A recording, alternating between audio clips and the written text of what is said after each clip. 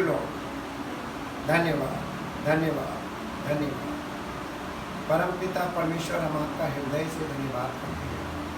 आप धन्यवाद के योग्य हैं और हम महिमा और आदर आपको देते हैं, क्योंकि आप ही आदर और महिमा की हैं।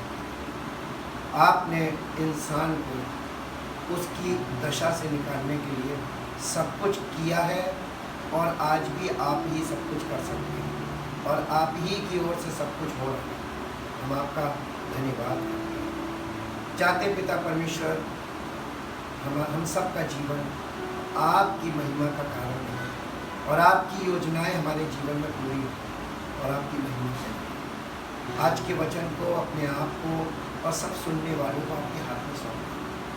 पवित्र आत्मा हम सब की अगुवाई करे, ताकि जो बात आपके वचन में दर्ज है और पवित्र आत्मा जिन बातों को हमें स्पष्ट करना चाह रहा है, हमारे माइंड में वो बातें स्पष्ट हो, ताकि हमारा विश्वास सच्चा हो और सही हो और हम उस योजना को समझ सके जो परमेश्वर ने हमारे लिए बनाई है। वो उद्धार की वो योजना जिसके द्वारा हम सबका उद्धार हो, ताकि परमेश्वर का नाम हो। धन्यवाद के साथ इस प्रार्थना को आपके प्रभु यीशु मसीह के नाम से आमीन। Praise the Lord. हम परमेश्वर का धन्यवाद करते हैं सन ऑफ गॉड पार्ट 31 के लिए, और आज हम देखेंगे ट्रिनिटी ऑफ मैन। इसको समझना बहुत ज़रूरी है। आज ये फिगर बनी हुई है, ये प्रोजेक्ट है, इसमें सबसे अंदर जो गोला है स्पिरिट, ह्यूमन स्पिरिट, और यही हमारा गॉड कॉन्शियसनेस वाला पार्ट है, जहाँ से हम परमेश्वर को समझ सकते हैं, क्योंकि परमेश्वर आत्मा है और हमारी आत्मा परमेश्वर की आत्मा को पहचान सकती है, जान सकती है और उसके साथ जुड़ सकती है। फिर उसके बाद आता है सोल।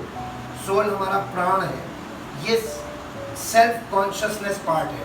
हम अपने बारे में पूरी जानकारी रखते हैं और हम क्या हैं और हमें क्या आवश्यकता है, और हमसे यानी हमारे जीवन से और हमारे जिस्म से जुड़ा हुआ सारा कंसर्न सेल्फ कॉन्शियसनेस है। उसके बाद है बॉडी। बॉडी है वर्ल्ड कॉन्शियसनेस, संसार से जुड़ी हुई चीज़ है, और ये हमारा आउटर कोट है, हमारा बाहरी हिस्सा है, और सबसे अंदर आत्मा है, और आत्मा से पहले प्राण है, और प्राण के बाद पहले बॉडी है। तो मनुष्य की बॉडी, मनुष्य का प्राण और मनुष्य की आत्मा। अब यहाँ पर the holy spirit convicts of sin, righteousness and judgment. जब पवित्र आत्मा किसी मनुष्य के जीवन में आता है, सबसे पहला काम क्या करता है? सबसे पहला काम, जब पवित्र आत्मा का काम हमारे सोल पार्ट में होता है, हमारे माइंड में होता है, कि वो हमारे माइंड को कुछ चीज़ों के बारे में निरुत्तर करता है। यूहन्ना रचित सुसमाचार 16 अध्याय उसका 8 से 11 पद हिंदी में, फिर इंग्लिश में। वो आकर संसार को पाप और धार्मिकता और न्याय के विषय में निरुत्तर करेगा। यीशु मसीह ने जब उसके बारे में बताया था कि वो आएगा तो क्या करेगा जी? पाप के विषय में इसलिए यीशु मसीह कह रहा है कि वे मुझ पर विश्वास नहीं करते हैं। जो लोग यीशु मसीह पर विश्वास नहीं करते, वो पाप के विषय में निरुत्तर करेगा कि जितने लोग यीशु मसीह पर विश्वास नहीं करते वो पाप के कंट्रोल में हैं, पाप के दास हैं, पाप में हैं। और धार्मिकता के विषय में इसलिए कि मैं पिता के पास जाता हूँ और तुम मुझे फिर ना देखोगे, और न्याय के विषय में इसलिए कि संसार का सरदार दोषी ठहराया गया है। इंग्लिश में पढ़ना बेटा। एंड व्हेन ही कम्स, यानी होली स्पिरिट, प्रोनाउन है, देखिए एक व्यक्ति है पवित्र आत्मा। जब पवित्र आत्मा हमारे जीवन में आएगा, यीशु मसीह ये बता रहा तुम्हारे जीवन में आएगा तो क्या करेगा? He will convict and convince the world. वो कन्विक्ट भी करेगा और कन्विंस भी करेगा। कहाँ से? परमेश्वर के वचन के द्वारा। जी, and bring demonstration to it, and bring demonstration to him, to it about sin and about righteousness, and about righteousness, uprightness of heart, and right standing with God, and about judgment, about sin, because they do not believe in me, trust in, rely on, and adhere to me, about righteousness, uprightness of heart, and right standing with God, because I go to my Father, and you will see me no longer, about judgment, because the ruler, evil genius, prince of this world, Satan, is judged and condemned, and sentenced already is passed upon him. अब इसके बाद ये दूसरा काम क्या करेगा? The conscience accuses and excuses. हमारा विवेक, एक मनुष्य का विवेक, एक पापी मनुष्य का विवेक जो यीशु मसीह को नहीं मानता और पवित्र आत्मा उसके जीवन में नहीं है, उसका विवेक काम कैसे करता है? उसका विवेक उसको दोषी भी ठहराता है और निर्दोष भी ठहराता है। यानी हमारा विवेक हम पर दोष लगाता है और निर्दोष भी ठहराता है, दोनों चीज़ें चलती हैं। जी, ये फ्लक्चुएशन रहती है। रोमियो की पत्री 2 अध्याय का 15 पद हिंदी में, फिर इंग्लिश में। वे व्यवस्था की बातें अपने हृदयों में लिखी, ये अन्य जाति के विषय में लिखा हुआ है। 11 पद से आप पढ़ेंगे, 12 पद से, तो वहाँ पे अन्य जातियों के बारे में कहा जा रहा है जिनके पास व्यवस्था नहीं है। वे आप स्वयं व्यवस्था, और उनके विषय में लिखा जा रहा है, उनका सोल पार्ट बताया जा रहा है। उनके माइंड में क्या है कि वे व्यवस्था की बातें अपने अपने हृदयों में लिखी हुई दिखाते हैं और उनके जीवन भी गवाही देते हैं, और उनके विचार परस्पर दोष लगाते या उन्हें निर्दोष ठहराते हैं। ये जो चीज़ होती है ना कि अंतरात्मा से वो कहते हैं हम अंतरात्मा से सच बोल रहे हैं, या अंतरात्मा में उनके आता कि नहीं यहाँ पर हम गलत हैं, तो वो इस चीज़ को एक्सेप्ट भी करते हैं और उनका विवेक उन पर दोष भी लगाता है, उन्हें निर्दोष भी ठहराता है। इंग्लिश में they show that the essential requirements of the law are written in their hearts and are operating there, with which their consciousness sense of right and wrong. Conscious का मतलब होता है sense of right and wrong, विवेक जिसको बोलते हैं। Also bear witness and their moral decisions, their arguments of reason, their condemning or approving thoughts will accuse or perhaps defend and excuse them. उन्हीं के विचार उनको दोषी भी ठहराते हैं और उन्हीं के विचार उन्हें निर्दोष भी ठहराते हैं। फ्लक्चुएशन है, यानी यहाँ पर स्टेबिलिटी नहीं है। द वर्ड ऑफ गॉड एनलाइटन्स, ये भी बाहर से वो सुनते हैं, परमेश्वर का वचन सुनते हैं। द वर्ड ऑफ गॉड एनलाइटन्स, भजन संहिता 119 अध्याय का 130 पद, हिंदी में, फिर इंग्लिश में। तेरी बातों के खुलने से प्रकाश होता है, उससे भोले लोग समझ प्राप्त करते हैं। इंग्लिश में, The entrance and unfolding of your words give light. Their unfolding gives understanding. Discernment and comprehension to the simple. एक साधारण व्यक्ति को बुद्धिमान और समझदार बनने के लिए परमेश्वर का वचन उसको बुद्धिमान और समझदार बना सकता है। ये तो हो गया परमेश्वर के आत्मा और वचन के द्वारा जो कार्य बाहर से हमारे जीवन में हो रहा है थ्रू आवर बॉडी, हम सुन सकते हैं परमेश्वर के वचन को, लेकिन हम देख नहीं सकते क्योंकि हमारी आत्मा मरी हुई है। अब संसार में उसी के साथ साथ संसार में क्या हो रहा है, ये एक पार्ट है, दूसरा पार्ट बॉडी के साथ क्या जुड़ा है, the world attracts away from God. शैतान हमको आकर्षित करता है हमारे जिस्म को, हमारी ज़िंदगी को, हमारे दिल को, हमारे माइंड को परमेश्वर से दूर करने के लिए। उसके बाद the flesh inflames the heart with evil desire, हमारे हृदय में ऐसी इच्छाएं पैदा कर देता है कि हम उन इच्छाओं के लिए, शारीरिक इच्छाओं के लिए दूर भागते हैं। तो वचन का कोई काम नहीं होता, पवित्र आत्मा का कोई काम नहीं होता। द कंडीशन ऑफ मैन, देखिए the devil deceives the mind, और शैतान हमारे माइंड को धोखा देता है।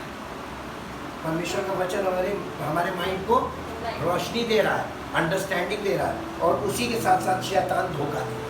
तो माइंड में हम डबल माइंड हो रहे हैं, हम कंफ्यूज हो रहे हैं, क्योंकि हम बॉडी से बाहर से जो काम हो रहा है, बाहर से वचन और आत्मा भी काम कर रहा है, और बाहर से शैतान की आत्मा भी काम कर रहा है बॉडी के थ्रू।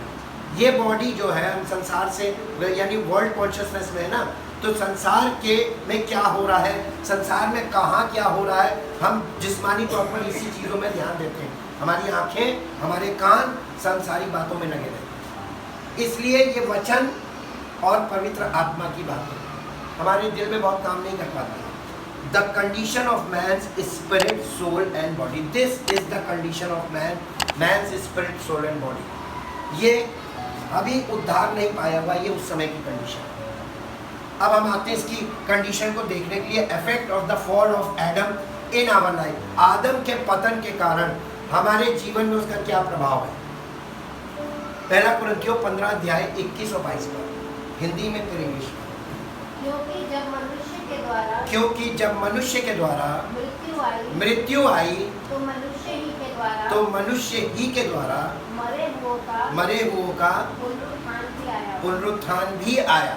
और जैसे आदम में सब मरते हैं, आदम में सब मरते हैं, वैसे ही मसीह में सब जिलाए जाएं। जैसे आदम में सब मरते हैं, वैसे ही मसीह में सब जिलाए जाएं। जी, तो एक जहाँ से हमारा जन्म हुआ है, फिजिकल बर्थ हो रहा है, we are in the race of Adam, और हम डेथ की रेस में लाइफ को शुरू कर रहे हैं। We start our life in the race of death, मृत्यु का जीवन शुरू कर रहे हैं, और बीच में हमारी मुलाकात हो जाती है यीशु मसीह से, और यीशु मसीह हमसे कह रहा है कि हम तुम्हें इटर्नल लाइफ देंगे when we believe in Jesus Christ, जब हम यीशु मसीह पर विश्वास कर लेंगे विदाउट एनी क्वेश्चन। हालांकि बहुत पॉसिबल नहीं है, क्वेश्चंस बहुत आते हैं, वहाँ पर हमें तुरंत लाइफ मिल जाती है, life here and hereafter, अलग जीवन, दोनों चीज़ मिल जाती है at the same moment. English में पढ़ना, first Corinthian chapter 15 verse 21। For since it was through a man that death came into the world, it is also through a man that the resurrection of the dead has come. For just as because of their union of nature in Adam all people die. क्यों लोग मर रहे हैं, आदम में लोग क्यों मर रहे हैं? Because of the union of the nature. आदम क्या था? शारीरिक व्यक्ति, और हम जब तक शारीरिक व्यक्ति हैं और वो सेम नेचर हमारे, we are under the death in the union of the nature. So in Adam all people die. In Adam all people die. So also by virtue of their union of nature shall all in Christ be made alive. हमें जीवित करेगा अगर हम मसीह में उसके स्वभाव में परिवर्तित हो जाए। अब मसीह के स्वभाव में कैसे परिवर्तित हो सकते हैं? क्योंकि हमारी आत्मा तो मरी हुई, spirit is dead. The main part, परमेश्वर का काम कहाँ से शुरू होगा? Not by body, through our spirit. Our spirit is in dead position. बहुत दशा पे बहुत ध्यान रखिएगा। Condition of the spirit of man, Yuhanna रचित सुसमाचार 5 अध्याय का 24 और 25 पद। मैं तुमसे सच सच कहता हूँ, जो मेरा वचन सुनकर मेरे भेजने वाले पर विश्वास करता है, अनंत जीवन उसका है और उस पर दंड की आज्ञा नहीं होती, परंतु वो मृत्यु से पार होकर जीवन में प्रवेश कर चुका है। कौन? किस पर? नहीं, वचन सुनकर। यीशु मसीह कह रहा है जो मेरा वचन सुनकर, यानी यीशु मसीह की बातों को सुनकर, टीचिंग को सुनकर उसके भेजने वाले पर विश्वास करता है, यानी पिता पर विश्वास करता है, अनंत जीवन उसका है। वो मृत्यु से पार होकर जीवन में प्रवेश कर गया। अब ये बताइए, इस समय अभी हम केवल सुनने की दशा में तो नहीं, इसके अलावा बताइए, इसके अलावा हमारे शरीर में क्या चीज़ है जो हम परमेश्वर का वचन केवल सुन सकते हैं और सुनकर विश्वास करना है? कितने लोग सुनकर विश्वास कर सकते हैं? अब यहाँ पर थोड़ी रीजनिंग है। कितने लोग सुनकर विश्वास कर सकते हैं? करना ही पड़ेगा, अभी उधार है तो क्या है? लेकिन अगर आपको सही बंदा मिल गया और सही तरीके से आपने सुन लिया और सही विश्वास कर लिया तो उद्धार पक्का है। परमेश्वर अपने वायदे में पीछे नहीं हटता। लेकिन अगर आपने गलत सुन लिया और गलत विश्वास किया तो क्या? भटकते रहे। क्योंकि यीशु मसीह वहां पे क्या कह रहा है, उसको बेटा इंग्लिश में पढ़ो जरा, देखिए अभी हम पॉइंट क्या। I assure you, most solemnly I tell you, the person whose ears are open to my words, किसके?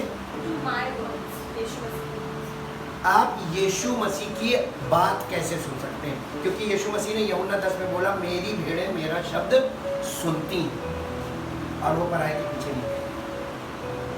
अब आप बताइए, यहाँ पे यीशु मसीह की आवाज सुनने पे है और इसीलिए चेलों के ऊपर क्या उतरा था? नहीं, चेलों के ऊपर पेंतेकोस्त के दिन क्या उतरा? पवित्र आत्मा क्या था मालूम है? Spiritual Jesus. और जब स्पिरिचुअल जीसस उनकी लाइफ में आ गया था तो वो जो खड़े होते थे प्रचार कौन करता था? ये वो स्पिरिचुअल जीसस। और उनके बोलने से लोग तुरंत विश्वास करते थे और उद्धार पाते थे। ये वाली स्टेज कहाँ आज लाओ? प्रॉब्लम आज के समय में ये है। जिसके ऊपर आत्मा है उसी की बातें जी, प्रभाव डालेंगी, वैसे भी वचन बिल्कुल सच्चा है, परमेश्वर के वायदे भी सच्चे हैं। प्रॉब्लम एप्लीकेशन में।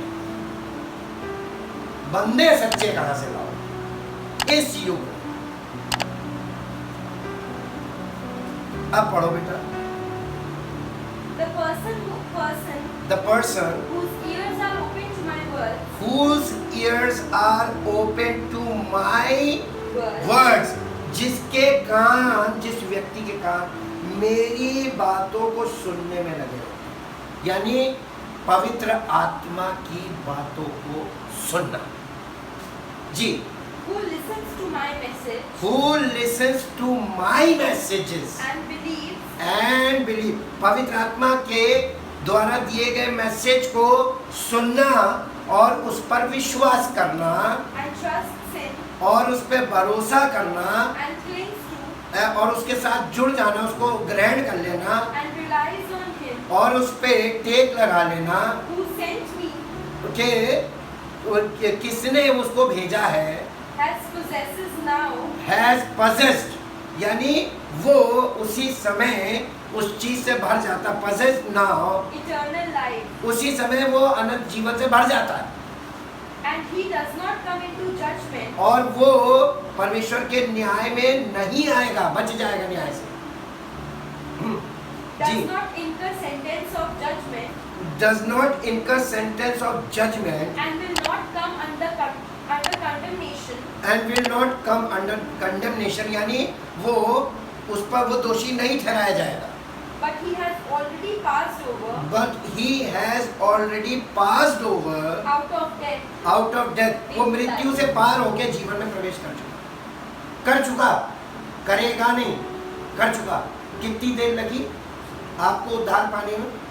इसी को उद्धार करने कितनी देर लगी उद्धार पाने में? विश्वास किया और उद्धार मिला तुरंत। लेकिन पवित्र आत्मा से प्रेरित व्यक्ति होगा तब। कंडीशन ये है, condition of the soul of man. अब जो व्यक्ति जिसकी आत्मा मरी हुई है उसके प्राण की कंडीशन क्या है? प्राण में 3 चीजें होती है, माइंड, विल, इमोशन। अब उसके माइंड के देखिए, लॉस्ट नॉलेज ऑफ गॉड, परमेश्वर की पहचान का जो ज्ञान है, परमेश्वर का ज्ञान, वो उसके माइंड में अब नहीं है, क्योंकि स्पिरिट जो है वो डेड है। पवित्र हमारी आत्मा, मनुष्य की आत्मा मरी हुई है, इस बात का प्रमाण क्या है? Lost knowledge, mind lost knowledge of God. इसको निकालेंगे रोमियो की पत्री 1 अध्याय 18 से 23 पर, हिंदी में फिर इंग्लिश। परमेश्वर का क्रोध तो उन लोगों की सब अभक्ति और अधर्म पर स्वर्ग से प्रकट होता है, जो सत्य को अधर्म से दबाए रखते हैं, इसलिए कि परमेश्वर के विषय का ज्ञान उनके मनों में, माइंड में प्रकट है, क्योंकि परमेश्वर ने उन पर प्रकट किया है परमेश्वर के अनदेखे गुण, अर्थात उसकी सनातन सामर्थ और परमेश्वरत्व जगत की सृष्टि के समय से परमेश्वर के कामों के द्वारा देखने में आते हैं, यहाँ तक कि वे निरुत्तर हैं, इस कारण कि परमेश्वर को जानने पर भी उन्होंने परमेश्वर की योजना को ज्वाइन नहीं किया, यानी परमेश्वर के योग्य बढ़ाई और धन्यवाद नहीं किया, परंतु व्यर्थ विचार करने लगे, यहाँ तक कि उनका माइंड जो है वो डार्क हो गया, अंधेरा हो गया, लाइट चली गई। जी, वे अपने आप को बुद्धिमान जताकर मूर्ख बन गए और अविनाशी परमेश्वर की महिमा को नाशमान मनुष्यों और पक्षियों और चौपायों और रेंगने वाले जंतुओं की मूरत की समानता में बदल डाला। ये किया। जी, English. For God's holy wrath and indignation are revealed from heaven against all ungodliness and unrighteousness of men who in their wickedness repress and hinder the truth and make it inoperative for that which is known about God is evident to them and made plain in their inner consciousness because God himself has shown it to them. For ever since the creation of the world, His invisible nature, His, यानी God's invisible invisible nature and attributes and attributes, that is His eternal power and divinity His eternal power and divinity have been made intelligible and clearly discernible in and through the things that have been made His handiwork. His handiwork, यानी creation को देखकर आप परमेश्वर को जान सकते हैं। ये एकदम नेचुरल रेवलेशन है ये जी। So men are without excuse, altogether without any defense or justification, because when they knew and recognized him as God, God, they did not honor and glorify him as God or give him thanks, but instead they became futile and godless in their thinking. thinking कहाँ पर होती है? Mind, godless in their mind। अगर हम सीधा बोलें, every person जो बिना पवित्र आत्मा के है वो godless mind है, according to the Bible ji. With vain imaginings, देखिए, godless in their thinking, with vain imaginings, foolish reasoning and stupid speculation, and their senseless minds were darkened. Claiming to be wise, they became fools. अपने आप को बहुत बुद्धिमान समझ रहे लोग। That is professing to be smart, they made simpletons of themselves. उन्होंने अपने आप को एकदम लल्लू बन गए, अपने आप को बुद्धिमान डिक्लेयर कर रहे हैं, स्मार्ट, लेकिन है वो मूर्ख जी। And by them the glory and majesty and excellence of the immortal God were exchanged for and represented by images resembling mortal man and birds and beasts and reptiles। ये है fallen nature का effect, mind में ये effect. क्यों? We are spiritually dead. Because we are spiritually dead, our mind lost the knowledge of God. कभी दावा मत करना। विल, इच्छा क्या है? Too many choices. ऐसा व्यक्ति बता दो जिसके अंदर ये विल खत्म हो गई। अरे अपने आप को काहे तुम धर्मी दिखा रहे हो, ढोंग कर रहे हो? वचन के अनुसार पवित्र आत्मा की सामर्थ्य के द्वारा जब देखने की शक्ति मिलेगी, तब आप देखेंगे कि लोग कैसे ड्रामा कर रहे हैं।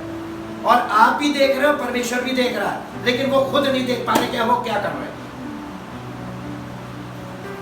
इसका है Romans chapter, Ephesians chapter 2 verse 3, sorry Ephesians chapter 2 verse 3।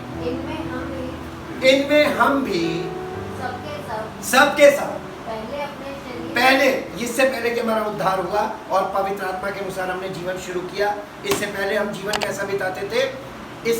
इसमें हम सबके सब पहले अपने शरीर की लालसाओं में दिन बिताते थे और शरीर और मन की इच्छाएं पूरी करते थे। ये इफिशियंस के लोग हैं जो ऐसा करते थे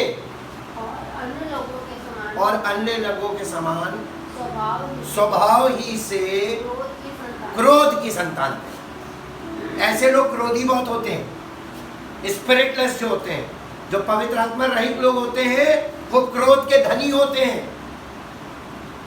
ये स्पष्ट चिन्ह है, ये निशान दिखना चाहिए आपको। जब कोई क्रोधी व्यक्ति दिखे जो हर चीज के लिए लड़ रहा हो, भौतिक वस्तुओं के लिए लड़ रहा हो, वो स्पिरिटलेस है, यानी होली स्पिरिट नहीं है उसमें। इसको बेटा इंग्लिश में पढ़ो, Ephesians chapter 2 verse 3। Among these, we as well as you once lived and conducted ourselves in the passions of our flesh. In the passions of our flesh, Our behavior governed by our corrupt and sensual nature, obeying the impulses of the flesh and the thoughts of the mind, and the thoughts of the mind, our cravings dictated by our senses and our dark imaginings. and our dark imaginings. We were then By nature children of God's wrath children of God's wrath and heirs of His indignation, and heirs of His indignations, like the rest of mankind. like the rest of the mankind. जैसे सब लोग परमेश्वर के क्रोध के अधीन हैं, जिन पर परमेश्वर का क्रोध प्रकट होता है, हम भी उसी में आते हैं। इसीलिए तो पहला रोमियो में बोला ना, परमेश्वर का क्रोध उन लोगों की सब भक्ति हमारे आधार पर स्वर्ग से प्रकट होता है। जब तक हम इस दशा में हैं, परमेश्वर के क्रोध के अधीन, और हमारे अंदर भी क्रोध आता है। जी, अब इमोशंस की बात कर लेते हैं। Dominate negative feelings, negative emotions. Dominant, what is the meaning of dominant? दूसरों को बहुत गिरा के दबा के रखना। Dominance is like overpowering the other variable. Dominating power, negative feeling. तो इसका मतलब ये हुआ कि नेगेटिव इमोशंस हमारे जीवन में राज्य करते हैं, हम पर डोमिनेट करते हैं हमारे स्वभाव में। इनहेरेंट पावर है ये। Dominating power is the inherent power. जब हम फॉलन स्टेज में हैं तो हमारे जीवन में negative feeling, negative emotions inherent है हमारे अंदर, और वो डोमिनेट करती हैं हमारे स्वभाव में। और इसलिए कितना भी आप पॉजिटिव सोच लो, नेगेटिविटी छूटेगी, छूट के दिखा लो। फॉलन नेचर में आप बिना यीशु मसीह के इन चीजों से निकल के दिखा लो, जितना वर्णन किया। This is the challenge of heavenly father to the human society. आज मनुष्य जाति के सामने परमेश्वर ने ये चैलेंज रखा हुआ, निकल के दिखा दो, apart from Jesus Christ. Impossible, नहीं छूट सकता। इसके लिए पढ़ लीजिए रोमियो की पत्री पहला अध्याय 28 से 32 पद तक, हिंदी में फिर इंग्लिश में। जब उन्होंने परमेश्वर को पहचानना ना चाहा, तो परमेश्वर ने भी उन्हें उनके निकम्मे मन पे छोड़ कि वे अनुचित काम करें, इसलिए वे सब प्रकार के अधर्म और दुष्टता और लोभ और बैर भाव से भर गए, और डाह और हत्या और झगड़े और छल और ईर्ष्या से भरपूर हो गए, और चुगलखोर, बदनाम करने वाले, परमेश्वर से घृणा करने वाले, दूसरों का अनादर करने वाले, अभिमानी, डींगमार, बुरी बातों के बनाने वाले, माता पिता की आज्ञा ना मानने वाले, निर्बुद्धि, विश्वासघाती, माया रहित और निर्दय हो गए। वे तो परमेश्वर की ये विधि जानते हैं कि ऐसे ऐसे काम करने वाले मृत्यु के दंड के योग्य हैं, तो तो भी ना केवल आप न केवल आप ही ऐसे काम करते हैं, ऐसे काम करते हैं, वरन करने वालों से वरन ऐसे काम करने वालों से प्रसन्न भी होते हैं। प्रसन्न भी होते हैं। आप संसार में जाइए, आप सच्चे व्यक्ति बन के दिखा दीजिए, आपको कहेंगे अरे तुम कहाँ आ गए। आपके पास सारे गाड़ी के पेपर ओके होंगे, पुलिस वाला रोकेगा, वो आप पे बहुत गुस्सा नहीं, उसको गुस्सा आई क्यों? अरे एक पॉइंट तो छोड़ देते हो। गलत आदमी की बहुत वैल्यू है, क्योंकि गलत आदमी से इनकम होती है। सच्चे आदमी की कोई वैल्यू नहीं, क्योंकि उससे इनकम नहीं होती। और आज की दुनिया में इनकम टारगेट यानी इनकम बेस्ड जॉब है। आप अगर किसी जॉब में हैं और आप इनकम नहीं कर रहे हैं तो आप वहां से भगा दिए जाए, क्योंकि आपने इनकम नहीं की। आप इनकम रेज करके देंगे तभी आपको रखा जाएगा जॉब में, तभी आपको सैलरी मिल पाएगी। आप अपनी सैलरी के लिए भी काम करो, अपने मालिक को भी दो, खुद भी कमाओ और उसके लिए भी कमाओ। हालेलुया। तो सच्चाई के जीवन में कहाँ कर पाएंगे जी, इसलिए ये बात लिखी हुई है। अब आते हैं the condition of the body. शरीर की कंडीशन क्या है? 5 सेंसेस। हमारे शरीर में क्या बचा? केवल 5 इंद्रियां। अब 5 इंद्रियां, senses, sense and reason without the holy spirit. हमारे पास क्या है? 5 इंद्रियां हैं, बट हम इससे रीजनिंग कर सकते हैं, लेकिन ये विदाउट होली स्पिरिट है, तो हमारी रीजनिंग कितनी सटीक हो सकती है? कंडीशन समझ में आ गई? Every person need a resurrection of his spirit first. उद्धार का काम कहां से शुरू होना चाहिए आप लोगों के हिसाब से? बॉडी से या स्पिरिट से? तो स्पिरिट वाला पार्ट पहला पार्ट है। आपकी आत्मा जब तक जीवित नहीं होगी, जो मरी हुई, तब तक परमेश्वर का कनेक्शन आपके जीवन में नहीं बन पाएगा। अब आपकी आत्मा में जैसे ही जीवन आता है, तो आत्मा, मान लीजिए 50 साल की उम्र में आपने यीशु मसीह पर विश्वास किया, आपको उद्धार मिल गया, पवित्र आत्मा आपके जीवन में आ गया। अभी आपकी आत्मा न्यू बॉर्न बेबी है और आपके शरीर के पास, शरीर जो है वो 50 इयर्स एक्सपीरियंस है। अब ये बताइए, आपके माइंड के लिए एक प्रॉब्लम आ गई, माइंड बॉडी के इसको फॉलो करेगी, स्पिरिट को फॉलो नहीं करना? स्पिरिट को चाहिए, लेकिन प्रॉब्लम ये आएगी, जो बॉडी है इसके पास एक्सपीरियंस है माइंड में, तो आपके पास एक माइंड, आपके फिजिकल माइंड में 50 इयर्स का एक्सपीरियंस है, फिजिकल एक्सपीरियंस, और आपको होली स्पिरिट मिला है। Holi spirit is from God. Holi spirit के पास बहुत एक्सपीरियंस है, लेकिन हमारी आत्मा भी नई जन्म पाई है, न्यू बॉर्न बेबी की तरह है। तो हमारी आत्मा के द्वारा हमारे आत्मिक माइंड में वो बातें कैसे आके सेटल होंगी? To follow the holy spirit, this is the problem. और इसीलिए ये जो पहला पार्ट है, ये इमेच्योर वाला, यहीं पे बहुत प्रॉब्लम। उसके बाद इसका सेकंड स्टेप आता है उद्धार का, ये यीशु मसीह के द्वारा हमको मिल जाता है। इसीलिए लिखा है every person need resurrection of this of his spirit through Jesus Christ. यीशु मसीह ने कहा ना, जो मेरा वचन सुनेगा और विश्वास करेगा, उसको आत्मा में, उसकी आत्मा में जीवन आ गया, वो मृत्यु से पार होकर जीवन में प्रवेश कर गया। लेकिन अब चैलेंज शुरू होता है, renewal of the mind through the holy spirit by the word of God. अब यहाँ पे हमारे माइंड को रिन्यूअल की जरूरत है, physical mind with physical experiences, और स्पिरिचुअल माइंड में हमको रिन्यूअल चाहिए, ताकि हमारा माइंड इस होली स्पिरिट को फॉलो कर, हमारी आत्मा के द्वारा होली स्पिरिट को हमारी लाइफ फॉलो कर सके।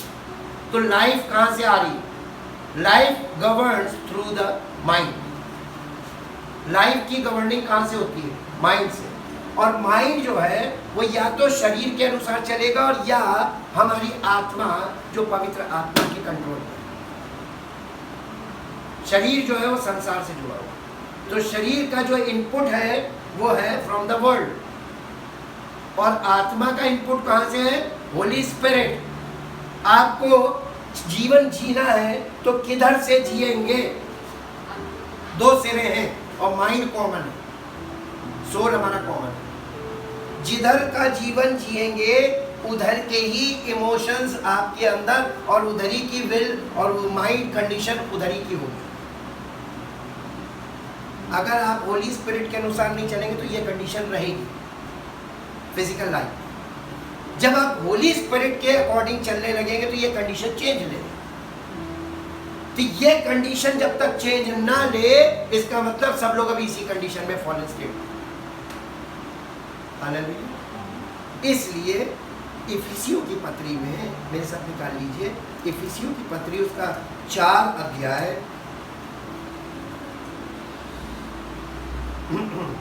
21 पद से पढ़िए। 21, 22, 23, 24। वरन तुमने सचमुच उसी की सुनी, वरन तुमने सचमुच उसी की सुनी, और जैसा यीशु में सत्य है, और जैसा यीशु में सत्य है उसी में सिखाए भी गए, उसी में सिखाए भी गए हो, कि तुम पिछले चाल चलन के पुराने मनुष्यत्व को जो भरमाने वाली अभिलाषाओं के अनुसार भ्रष्ट होता जाता है, उतार डालो। अब आपको यहाँ पे कुछ करना पड़ेगा पवित्र आत्मा के द्वारा। जब आप वर्ड फीड होता है तो आपको स्टडी इसीलिए जरूरी है कि आपको अपने पुराने मनुष्यत्व को उतारना है और नए मनुष्यत्व को पहनना है। ये काम हमें स्वयं करना है जी। और अपने मन के आत्मिक स्वभाव में नए बनते जाओ। नए बन जाओ नहीं लिखा है, एक बार में नहीं होगा, एक्ट नहीं है, ये प्रोसेस है जी। और नए मनुष्यत्व को पहन लो, जो परमेश्वर के अनुरूप सत्य की धार्मिकता और पवित्रता में सृजा गया है। इसको इंग्लिश में पढ़ दो बेटा। Assuming that you have really heard him, you have really heard him and being taught by him, and being taught by him। देखिए, heard him and being taught by him। heard him act, taught by him process। आपने एक दिन उसका समाचार सुना और विश्वास कर लिया, उद्धार मिल गया, एक्ट है। लेकिन taught by him, उसके द्वारा सिखाया जाना, ये प्रोसेस है। पवित्र आत्मा हमारे जीवन में आता है तो हमें नए जीवन के प्रोसेस में लेके जाता है, रिन्यूअल ऑफ माइंड जी। as all truth is in Jesus, As all truth is in Jesus, embodied and personified in him, embodied and personified in him, strip yourself of your former nature, of your former nature। पुराने स्वभाव की बातों को निकालना शुरू करो। Put off and discard your old unrenewed self, which characterize your previous manner of life। अपने पुराने जीवन की सारी गतिविधियों को एक एक करके खत्म करो। and becomes corrupt, फिर से पढ़ो बेटा, वो गड़बड़ हो गया। which characterized your previous manner of life and becomes corrupt through lusts and desires that spring from delusion, and be constantly renewed in the spirit of your mind, having a fresh mental and spiritual attitude, and put on the new nature, the regenerate self, created in God's image, God-like in true true righteousness in true righteousness and holiness. and holiness. अब clear हुआ? हमारे आत्मा के द्वारा हमारे mind में आत्मिक स्वभाव पैदा होना शुरू होना चाहिए through the holy spirit by the word of God. अंदर से काम शुरू होगा और तब हमारी आत्मा एक जीवित हुई, आत्मा का उद्धार, प्राण में रिन्यूअल ऑफ माइंड, हमारे प्राणों का उद्धार। अब बचा क्या? अब बचा क्या है उद्धार पाने के लिए? जब ये दो सिरे यानी यहाँ से शुरू हुआ काम और यहाँ तक आ गया सोल में, तो बचा शरीर, और इसी को थर्ड पार्ट के लिए रखा गया। यीशु मसीह आएगा तो हमें पुनरुत्थान भी दे देगा, हमारे देह का पुनरुत्थान हो जाएगा। ये है पूरा पूरा पुनरुत्थान, ये पूरा पूरा उद्धार। लोगों को पूरा उद्धार नहीं समझ में आया, पूरे उद्धार का प्रचार लोगों को नहीं किया गया। Thank you thank you thank you. परमपिता परमेश्वर, दिल से आपका धन्यवाद करते हैं आपकी योजना के लिए जो आपके द्वारा हमारे जीवन में पूरी होती है। हाँ पिता परमेश्वर, आपने सब कुछ पूरा करके, सब कुछ पूरा करके अपना वचन कंप्लीट करके हमें पहुंचा दिया और पवित्र आत्मा भी हमें दे दिया। जैसे ही हम विश्वास करते हैं आपके इकलौते प्रभु यीशु मसीह पर, हमें पापों की क्षमा मिल जाती है और साथ में उपहार के रूप में आप हमें पवित्र आत्मा देते हैं, ताकि हमारे जीवन में हमारी मरी हुई आत्मा को जीवन मिले और वहाँ से जीवन का संचार शुरू हो और हमारे प्राणों का उद्धार हो, ताकि यीशु मसीह के आने पर हमारे शरीर का पुनरुत्थान हो और परमेश्वर का नाम नहीं करता है। आपकी योजना हर उस व्यक्ति के जीवन में जो आपके पवित्र आत्मा के अनुसार जीवन जीना शुरू करता है, पवित्र आत्मा की बातों पर ध्यान करता है और उसके अनुसार आज्ञा मानकर अपने जीवन में वो सब कुछ करता है जो पवित्र आत्मा उसको करने के लिए कहता है, ताकि हे पिता परमेश्वर, आपकी योजना उन सब लोगों के जीवन में पूरी हो और उन सब लोगों के द्वारा आपकी महिमा प्रकट हो। सारा सारी महिमा इस प्रार्थना को आपके इकलौते पुत्र प्रभु यीशु मसीह के नाम से आमीन। Praise the Lord. परमेश्वर आपको आशीष